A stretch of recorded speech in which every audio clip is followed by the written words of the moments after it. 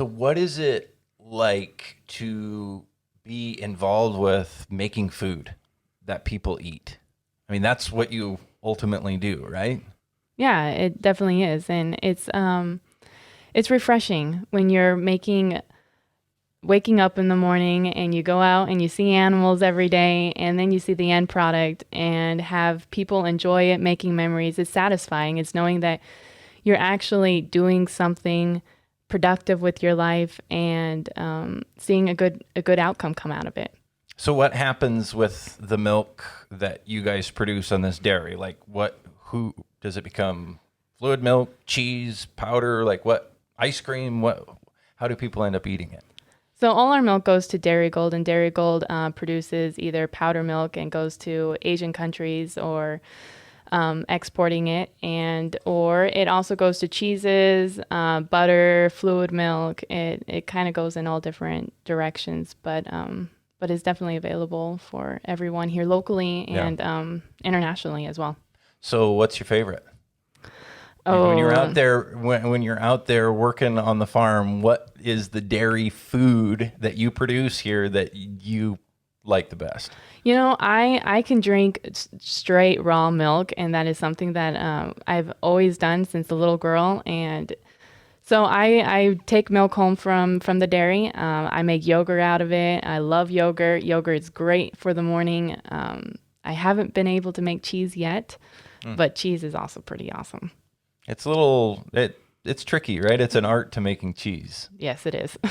Not anybody and just everybody can just do it right away. Yeah. So I haven't been able to do that quite yet. You say you haven't been able to do it yet, but does that mean that you've been trying? You're researching? Are I've you gonna do definitely it? researched and looked into it, but I've not done it quite yet. It just takes time. So if you do that, where would you start? Like, what kind of cheese would you make? They say the easiest is mozzarella, so I Oh, don't know really? if I'll start with mozzarella and then make my Yeah. way to like maybe cheddar cheese, Yeah. but something like that. Nice. So on a daily basis, you're working on the farm to produce this food, but what do you like? What is your job as part of the whole team here to make that milk? So I am a herd manager, so I manage the cows and the people that kind of work in those areas. So that's either the milk barn, the calf department, the hospital barn, and I love working with animals. I love working with people, and so it's been kind of a good mix. I make sure that the cows are fed, that the people are doing what they're supposed to be doing, and that we milk the cows correctly. So what does that take to be a herd manager and really be like in tune with the herd of cows? I would say you definitely have to have a passion for animals in order to do something like that. And you have to be able to wake up early in the morning and not be afraid to work throughout the day either. I mean, on a dairy, there's always something that actually happens, and sometimes you get called in, and you have to be available and dedicated. But the passion is what drives everything. Why is it that you have to get up early in the morning? I mean, that's a thing, especially with dairy farmers. Like they're always up early in the morning. Why? You got to make sure your cows are fed, and you got to make sure the cows are being milked. So that it's a 24-hour round the clock situation here on the dairy farm. So waking up early, the cows are up early, the sun comes up, the cows are up. So it's kind of that mentality. So what time do you get to the farm when you start work in the morning usually? I usually try to get on the farm around 5, 5. 5 in the And morning. what are you doing at 5 in the morning as the sun comes up? I make my rounds and check out the girls and see if they're doing okay. Yeah. So like how do you check a cow? How do you know if they're doing okay? I drive around and I first see if there's food available for them, if they're sleeping or if they're walking around chewing their cud. If especially in the heat months, they get a little bit more stress, and so making sure that you're doing anything and everything possible to make sure that they're as comfortable, that they're relaxing, that they're laying down, they're spread out. It's a good day. Can you do stuff to cool them down like if it's hot out? Yeah, so we have shades available for the cows, access to 24/7 water, and we have misters that are also spraying them every so often, every seconds, depending on the temperature on the day. So to keep them cool. So those will just come on automatically if it gets too hot or something? Yep, it's all temperature Nice. gauged, and so that yes, they go off every so often. And since a cow doesn't actually sweat, it's very important to cool them down that way. Yeah, that's like a lot of animals are that way, right? Like dogs too. Yep. That's why they pant. Like Yep. dogs pant because With their they tongue can't out. sweat. Yes. But cows don't do that. No, Do well, I mean, if it's really, really hot, but not naturally, no.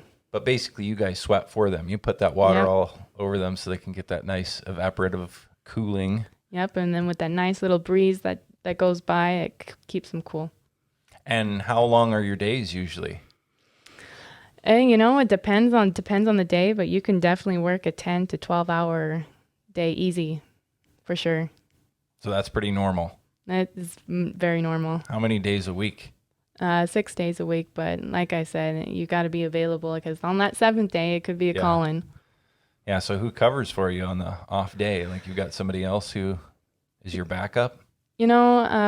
We work as a family, so that's been very nice. I have my mom and dad on the farm along with a sister and a brother-in-law, so they've definitely helped during those times. But I also have a really good team of employees that have stepped up on the plate and have taken that role of leadership as well. So how many cows are you responsible for? We milk about 5,200 cows. Okay.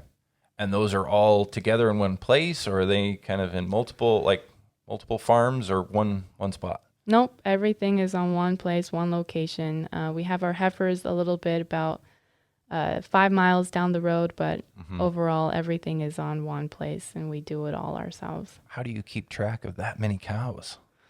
When you see them every day, you kind of get used to it. So tracking them, they have ear tags, of course, but yeah, we've done a pretty good job on tracking them with the computer and whatnot. How do you do that? Like record systems? I know some people talk about like Fitbits for cows kind of things. Like, do you guys do that kind of stuff? We have an RFID button that is kind of tracks her birthday and how much milk she's milking, and her health record, her pregnancy record, and all of that. So you can, by just scanning scanning that button, you have that all available right there on your phone. So that all just goes into a spreadsheet, and then you've got probably data for days that you can go through and see the specifics about every single cow.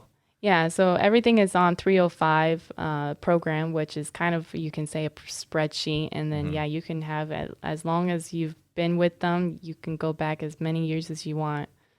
So that's kind of neat about it. So how did you get to be the farm manager? That's a pretty big role. Yeah, I graduated college, so I grew up on a dairy farm my whole entire life. It's something that I've always dreamed about coming back to, but I went to college, came back, and was like, you know what, I want a break. I want to try something new. What'd you go to college for? Marketing. Okay. Business marketing. Oh, really? Yes. So I thought of doing something completely different. I was going to go more into graphic design, and something just kept pulling me towards the farm. And my dad offered me like 5 different jobs. I turned them all down. And by the 6th time, he's like, hey, okay, I'm not going to ask again. I was like, you know what, this is my opportunity. And I took it, and I've loved it ever since. So this is the same farm that you grew up on? Or because you said you grew up on a dairy, but did it kind of start in a different place? It's all been with your family the whole time, right? Yeah, so we built this dairy back in 2001, but we were in a dairy back in Grandview, leased it for about 7 years. And then my dad also started on a very small farm with 80 cows back in Granger. So we've all done farming here in Washington State. Yeah. Just about maybe 50 miles from each other. But I've been on a dairy and been around cows my whole life. What's your family's heritage how did your dad get into it, and how far back in the family does it go? So my parents immigrated from the Netherlands. Both of their parents were dairy farmers as well, and their parents were dairy farmers as well. So in the Netherlands? In the Netherlands. So my dad came back in '89 with his wife down to California, and he was a hoof trimmer and a mechanic. And he did that for several years. He was actually a blacksmith. Wow. I know. Very rare that you hear those anymore. Did he do that back in the Netherlands too? Like he had A little background in bit, that? yeah. But more so in California, there was a need for it, and he had the skill, and so he kind of got sponsored through that, and then saved up money and got in a partnership with one other gentleman and started a dairy farm with 80 cows out in Granger. Why Washington? Do you know why he decided to come up here from California back then? You know, he tried a bunch of different areas, and this is kind of the spot that opened up, that was available, and the opportunity arose. We were looking at other places, but those didn't fall through. So Washington was the number one pick. Awesome. So, and he's been dairying here in Washington ever since and just kind of growing the dairy over time? Yeah, so yes, he's definitely grown. He's worked hard for every ounce that he has accomplished, and definitely got the American dream, that the American dream has a definition, but has done very well, and now he's got the family involved, and it's been good. So what was that like being around dairy as a kid? Like what kind of stuff did you do when you were a kid on the dairy farm? You know, I would play in the cotton seat all the time. I remember that being a childhood memory. When the feeding was done, my mom would take us girls. I had a younger sister, and we would just play in the cotton seat for hours. So what, you don't grow cotton though, right? That's something that's brought in to feed to the cows? Correct. So it was something that the cows eat. It's very good for protein, and when it was available, we would get it, and it would be in a commodity barn, and you could play with it, and hours. It was always fun. And you get that all stuck to you then and Oh stuff? yeah, you I've come seen home with boots full of cotton seed. cotton seed Yes. before. So you remember the good days of being a kid playing on the farm. When did you start working on the farm? I started working in 2016. Okay. Officially took the job, started working. I've done little things around the dairy growing up, but it was never anything full time, I guess you can say. My dad always wanted us to get an education, go to school, have kind of a child life, do sports and play and all that kind of stuff. So we were able to do that and then do our normal chores that we had to do. Going back to your team and all the work that you do on the farm as herd manager now here, how many, you said you have a team of employees as well as the family members, you all work together. How many employees do you have, like that you're working with, or does this farm have? So this farm employs about 60 to 65 employees year round. And I probably work around 45 of them personally that are working with animals and in those departments that I manage. And it's been fun trying to build that team. It's been a fun challenge. That language barrier as well. My Spanish has definitely gotten a lot better. But Do you have a lot of Spanish speaking people on the team?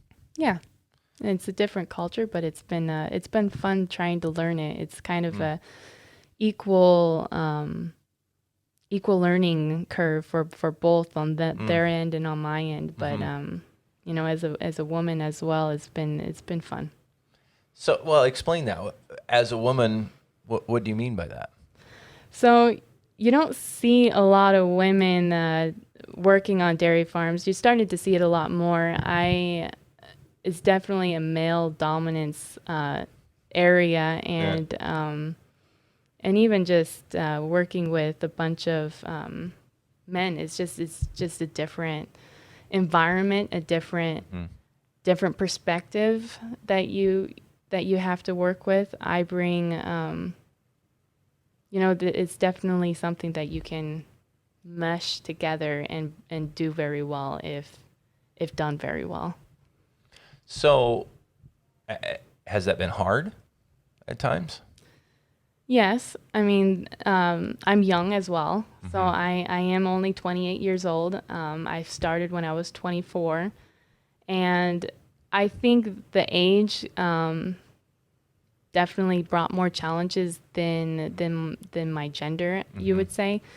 People, my experience is I'm still experiencing, I'm still learning, and I'm continuing to learn, but starting off, it was a lot of challenge of you don't know what you're talking about. You're young. You need more experience kind of attitude. What does your dad think about all of that and how you fit on the team as a young person, as a woman in this team that's probably a lot of men and probably tend to be a bit older than you? He's been very supportive about it. My family has been pretty supportive about it. They've just encouraged me to keep going and to do well and always to do the right thing. And having that support has been helpful. So it's been good. So what does it take to manage that many employees? I guess we were talking about the cows, and you can check on cows, and obviously managing cows is much different than managing employees and workers and people. That's another whole skill set, right? Yeah, it takes a lot more interpersonal communications and interpersonal, way different. Cows don't talk back as people talk back. So, but that's what makes it more interactive is learning and having an open mind. And you definitely learn that by doing this job, is having an open mind, being more able to listen. And that's probably something that I've learned a lot at a young age is listening and understanding. So that would be what you would say is the key to managing people, is actually I don't know. them? I'm still learning every day, but listening, you have to serve before you lead. And that's something that I probably would say to anybody is, if you want to go in a managing role, you have to learn how to serve before you lead. And it's not all the time putting your hands in a pocket and directing people what to do. It's also getting your hands dirty and going alongside them and helping them learn and why and how and what and do all those kind of things. It's become an increased focus. People, thinking about the food that they're eating, and then having some awareness of people helped grow this food, whether it was something that somebody picked or was, the team of workers caring for the cows or whatever it might be, milking the cows. And so people want to know, are workers being treated well on farms? What's the key to that? How do you make sure that people are being treated well on your team? Yeah, that's a very big topic. And when people start learning where their food comes from, they want to know all these things. And I think it's very important. Like I said, I'm still learning every single day, but one of the biggest things I try to bring forth is communication, and we are a family. We've done this together. We are a team, and I can't do this without you, as you can't do this without me. So let's try to do this together. And trying to put a team and us instead of I or you and we. That's kind of been my motto, and I think it's worked very well, but yeah. There's a lot to it, and people continue to learn new things, I think, for their entire career and beyond about managing people. It's a lot of work. There's no one person who has the one secret. Exactly. And I think you need to know who you're working with and the personalities and the people, and that all plays a big role into things. But I think we've done a good job, and we've really tried to bring it together as I can't do this alone, and you're part of the success of this dairy, and you're part of the success of our family. And to be recognized on that is important. What's been the hardest time on the farm? I know farming has ups and downs. That was my farming experience growing up, and I know it's at every farm I've been to. Oh, there's so many. You have a good day, and then all of a sudden a bad day comes along, and that bad day just erases that good day. Working with family has definitely brought strengths and struggles at the same time. Yeah. We do everything together. We work together. We go to church together, and then we have family gatherings together. So things just end up being sometimes always about work instead of actually other personal relations that you would talk about in a normal family. Yeah. And so the stress, financial stress, has been probably a big part of that, and talking about it with our family. And we all take it differently, and we all have different ways of grieving or different ways of handling situations, and working with the family and understanding that takes a while to figure out. But once you figure it out, you can kind of get away through things. But financial stress has definitely brought a lot of burden on a family, and especially when you're watching your parents who brought this whole company together and then have a financial struggle. It's not easy for a kid just to watch that with their parents going through. I experienced that exact thing as a kid. When we had some hard years, watching my parents not know what to do and saying, hey, we may have to move, or you may have to leave your school. We're not sure if we're going to be able to keep this farm going. Thankfully they were, but it really makes you, it's a reality check as a young kid. Mm-hmm. Like, whoa, it's tough conversations. Yeah. And it's not a lot of conversations that you have for me, I was about 25, 26 years old when I was having those conversations. But, there's some people that have it at younger ages, and it's not an easy conversation to sit down as a family and talk about your options and where it may go, or, and not even knowing where it's going to go. And that's probably the uncertainty of going in the dairy industry. You don't know what tomorrow may bring. Weather has a big role in it. Economics have a big role in it, and you can't control those things. Yeah, you talk about like tough times financially. What causes that? Is that ultimately just the market, or are there other pressures that make it tough for you guys to, sometimes wonder, can we keep doing this? There's a lot of things that go into play on that. Definitely economics. So, for example, when COVID came in, all those exports and a lot of the restaurants and schools just shut down. And so then all of a sudden the market just collapsed, and you were making an $18 hundredweight, and then all of a sudden it goes down to 11 per hundredweight, and your break even is 16. So, that makes you're things losing money. So that makes it stressful, and you still have bills to pay. Your labor still needs to be paid. You still need to feed the cows, and how are you going to do that when you're not making money? And so yes, there's that, and then feed prices sometimes just continue to go up, and of course labor costs continue to go up, and so you have more expenses, and it just gets kind of stressful at the end.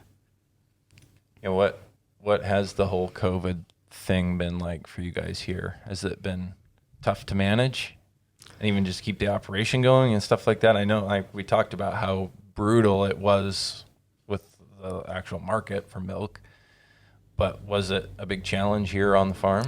We've had to make a few changes, wearing masks, of course, and then putting more hand sanitizers and hand washing stations around the farm.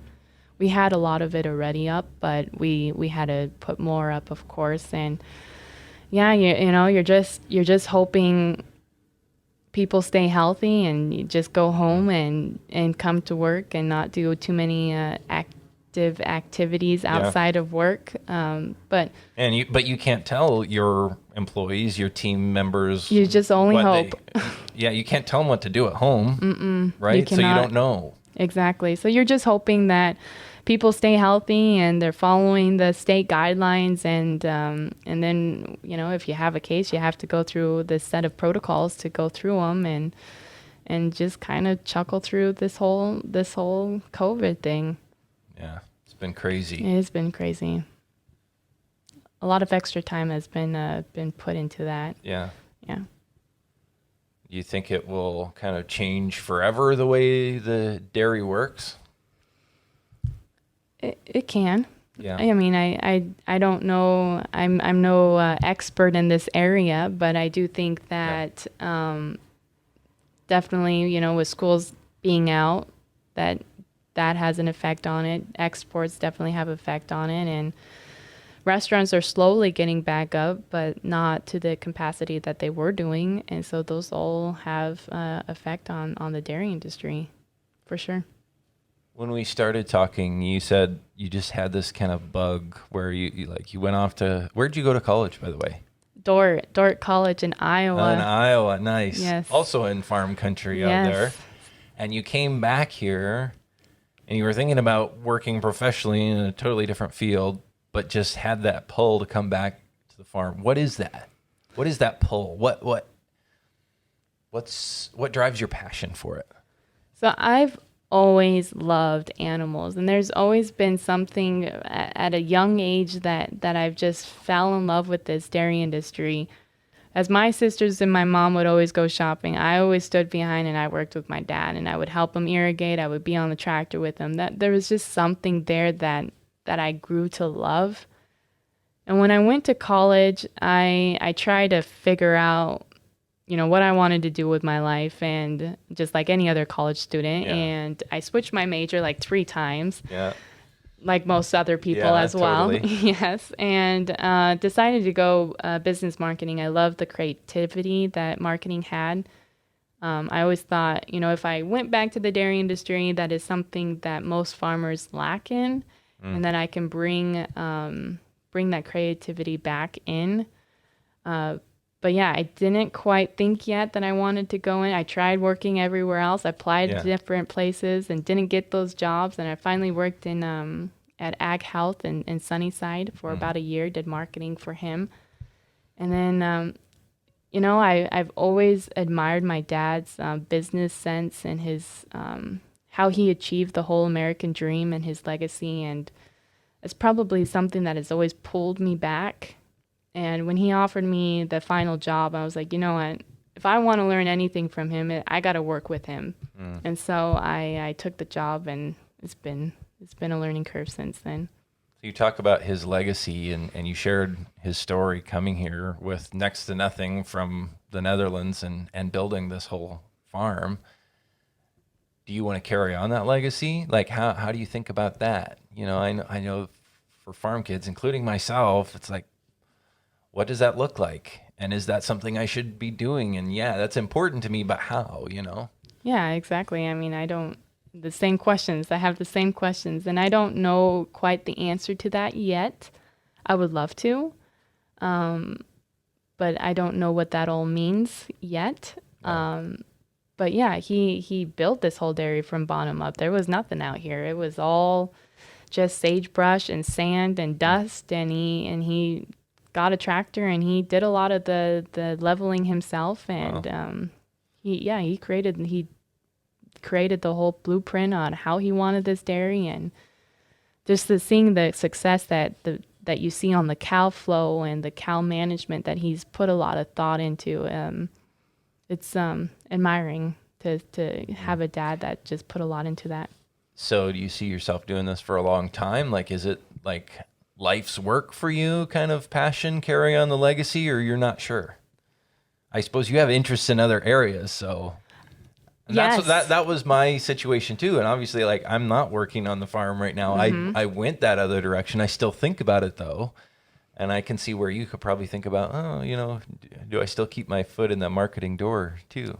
Yeah. So I think I would definitely, yes, I want to stay in the dairy industry, whatever that means. If it's me managing, being a herd manager on this farm or any other farm, or continuing my dad's legacy, but I want to stay in the dairy industry. I mean, I've definitely created a passion for it. I love cows. I love dairy products, and I love doing the marketing side of things. I've been kind of doing a lot more on social media and trying to get our story out and do a little bit more creativity on the dairy side of those things.